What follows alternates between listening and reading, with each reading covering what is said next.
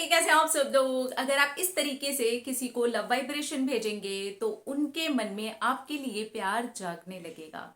आपके लिए एक सॉफ्ट कॉर्नर उनके मन में आ जाएगा। क्या तरीका है वो आज मैं ये शेयर करने वाली हूँ। लव वाइब्रेशन के ऊपर ऑलरेडी मैंने आप लोगों के साथ में काफी ज्यादा डिटेल में बात की हुई है।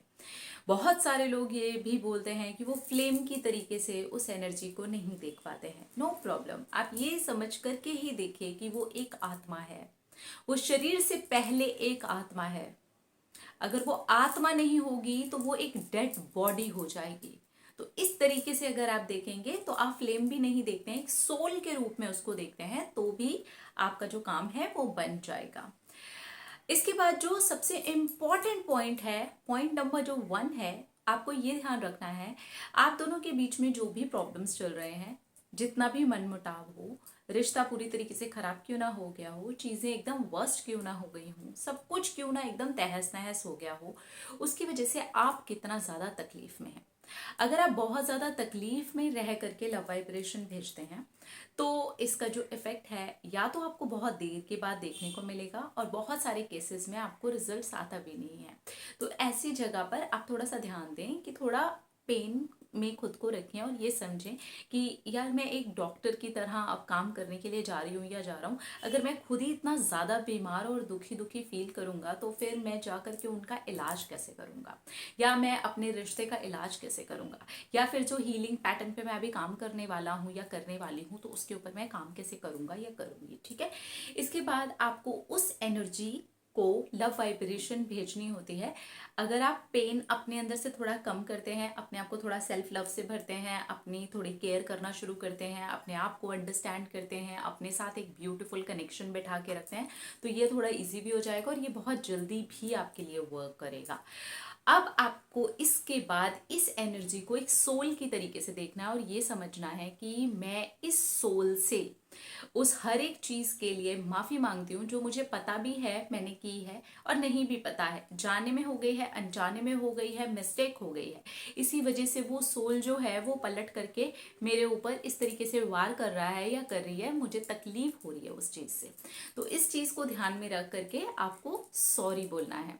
अब यहाँ पर ये बिल्कुल भी मैटर नहीं करता कि आपको याद है या नहीं है कि आपने क्या उनको पेन दिया है, आपने क्या गलत किया है। अगर आपको याद भी है तो बढ़िया है, आपको नहीं याद है तो भी ठीक है, क्योंकि ये इस लाइफ की बात भी नहीं है। ये तो बहुत पहले भी अगर आपने किया होगा, आपने इस लाइफ में नहीं भी किया होगा तो भी आपको पलट करके पेन मिल सकता है।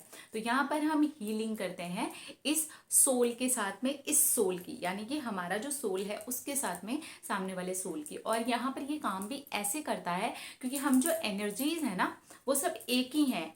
हम सिर्फ अलग अलग बॉडी में अलग अलग रूपों में बट गए हैं, लेकिन अगर आप देखेंगे ना तो हम सब के सब एक ही एनर्जी हैं। अब यहाँ पर जब आप हीलिंग प्रोसेस पर काम करते हैं, खुद को पेन में कम रख करके आप लव वाइब्रेशन भेजते हैं, ये समझ करके आप लव वाइब्रेशन भेजते हैं कि सामने वाला एक सोल है, बहुत ही प्योर सोल है, बहुत ही पावरफुल सोल है, लेकिन मेरे साथ ये चीजें हुई हैं और अब वो सोल भी यही गलती को दोहरा रहा है। यानी कि फिर से मेरा सोल या फिर कोई और सोल जाकर के उससे उसी चीज को लेकर के बदला लेगा। तो इस चीज को खत्म करने के लिए हम क्या करते हैं, हम हीलिंग कर लेते हैं और आप इस तरीके से माफी मांगते हैं। फिर आप आई एम सॉरी बोलते हैं, फील करते हुए बोलना होता है आपको, ये फील करते हुए कि आप उस सोल को ये वाली बात बोल रहे हैं। ठीक है।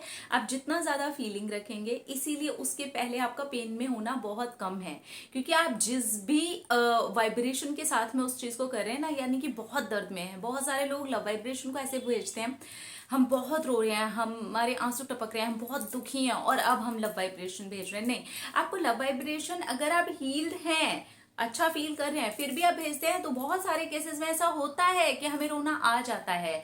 यानी कि वहां पर हीलिंग एक्चुअली स्टार्ट हो चुकी है। आप फील कर रहे हैं उस कनेक्शन को, आप फील कर रहे हैं। जब आप ऐसा फील करते हैं ना, तो आज नहीं तो कल आपके डिवाइन टाइम पर आपको रिजल्ट आएगा ही आएगा कि सामने वाला इंसान आपसे पलट करके बात करेगा और उसके मन में आपके लिए प्यार जाग चुका होगा। प्यार वो किसी भी तरीके का हो सकता है उस इंसान को एज ह्यूमन, एज इंसान इंसान आपके लिए एक दया आ जाए, आपके लिए प्यार आ जाए, आपके लिए एक ऐसा उसको फील होना शुरू हो कि यार ठीक है, हम दोनों के बीच में जो कुछ भी हुआ, हम दोनों इंसान हैं और मुझे उस इंसान से बात करनी है, तो वो उस टॉपिक पर आपसे बात करेगा। यानी कि उसके मन में जो इंसानियत के नाते प्यार है ना, वो जाग जाएगा। आप ये फील करेंगे, सामने वाली एनर्जी आपसे बात करेगी, लेकिन ये तभी होगा जब आप बहुत ज़्यादा हील्ड होंगे, जब आप बहुत अच्छे से फीलिंग के साथ में उस चीज़ को भेज रहे होंगे, और भेजने के बाद में आप उसे छोड़ेंगे और भी अपनी चीज़ों पर लग जाएंगे। आप इसे जितने दिन चाहे उतने दिन कर सकते हैं। नॉर्मली 21 डेज इसको करना ही चाहिए आपको। आप दिन का कोई भी समय पिक कर सकते हैं, आप रात को कर सकते हैं सोने के पहले, आप दिन में कर सकते हैं, लेकिन जो अच्छे रिजल्ट्स आते हैं वो आपको आते हैं रात को सोते वक्त। जब आप लव वाइब्रेशन भेजते हैं तो जो मैक्सिमम रिजल्ट्स आए हैं ना मेरे पास में, वो रात को सोते समय में आए हैं। तो अगर आप इन छोटी छोटी चीज़ों का ख्याल रखते हैं और इस तरीके से सोच समझ करके आप लव वाइब्रेशन को भेजते हैं, तो आपको बहुत अच्छे रिजल्ट आते हैं और सेम एनर्जी आपको वो वाले रिजल्ट्स देना शुरू कर देती है। और सिर्फ ये यहीं काम नहीं करता है, आपके इर्द गिर्द और भी जो एनर्जीज होती हैं वो भी आपके लिए प्यार दिखाना शुरू कर देती हैं, आपके लिए रिस्पेक्ट दिखाना शुरू कर देती हैं। लेकिन ये बात का बस ख्याल रखिए किस वाइब्रेशन पर जाकर के आप वो भेज रहे हैं, और दूसरी बात आप उसको कितना जल्दी जो है छोड़ रहे हैं, रिलैक्स हो रहे हैं। क्योंकि जितना जल्दी आप छोड़ेंगे उतना जल्दी जो आपका मैसेज है, यानी कि जो आपकी लव वाइब्रेशन है, उन तक पहुंच जाएगी और वो इस चीज़ को फील करेंगे और वो आपसे ज़रूर बात करेंगे। अपने अंदर रखिए ख्याल, अपने आप से कीजिए ढेर सारा प्यार, ताकि आप अट्रैक्ट करें ढेर सारा प्यार। I love you all, Tata.